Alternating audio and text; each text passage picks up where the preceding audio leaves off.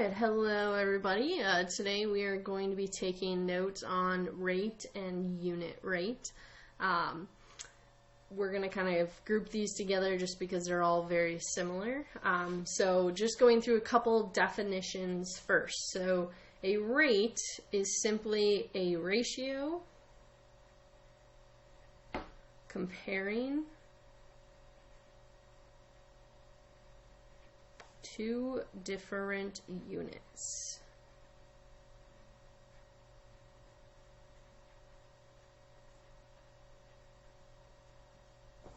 A ratio comparing two different units. The difference between a ratio and a rate being that units a piece. And we talked a little bit about that in the lesson video for this topic. A unit rate is a specific type of rate, and a unit rate is simply a rate comparing comparing a quantity to one unit of another.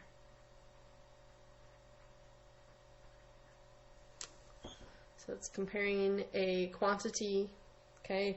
As we said in the video, a quantity, that's a very generic way of saying just basically any number, any sort of measurement, but specifically to one unit of another. And an equivalent rate or equivalent rates are simply rates with the same unit rate. Meaning when you take a rate and you simplify it, or when you simplify two rates, if they have the same unit rate, they are equivalent rates. Okay, so we're just going to do just a couple examples, trying to keep this notes video pretty short and sweet. So the first thing I want to talk about is rate language. Okay, I'm going to put this in quotation marks. You will hear me say this because it's very important with rates that you have to use those units or labels, must have labels, we'll say. So in ratios, if we had like 3 to 2, we would say something's boys to girls, the ratio of boys to girls is 3 to 2, and we could write it just like this, and we didn't have to have labels. All right, that is a ratio. Now, for rates, you would have to say something like, and we'll change it up a little bit, we'll say 3, or we'll say 30 jumping jacks in 2 minutes. That's a rate, okay? And we have to include these labels in here. We have to say it's jumping jacks in minutes. Now, there's certain rates that have shortened versions. So an example of that might be, we could say 60 miles per hour. Okay, and that's kind of a common saying or a common rate, I should say, that kind of speed. You can rewrite this as 60 mph because miles per hour and mph, that is a common acronym. Now, for the one above it, like if you said 30 jjpm, I would have no clue what that means. Oh, it's 30 jumping jacks per 2 minutes. That's what that means. Okay, you can't quite do that. It has to be kind of an established something that we already know about them. Now, one thing we might do is let's do an example problem of a rate to a unit rate. So let's say you go 300 miles in 5 hours. And I can't remember if this was in our lesson video or not. I tend to use similar numbers.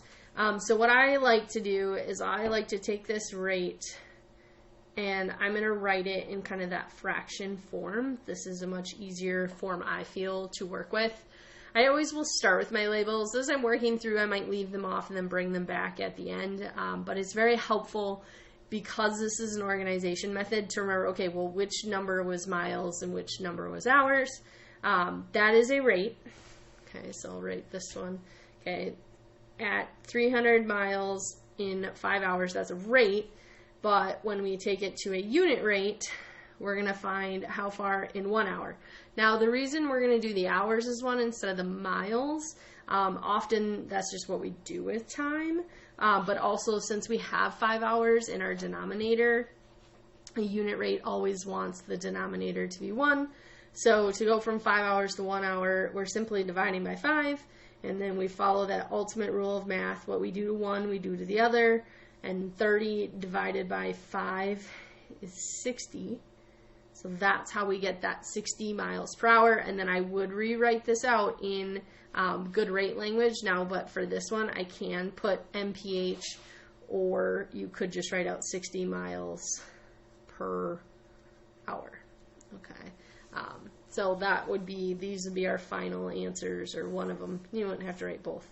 And that would be an example of a unit rate. The most important thing that you can take out of rates and unit rates is that you have to have that rate language. You have to have those labels in there.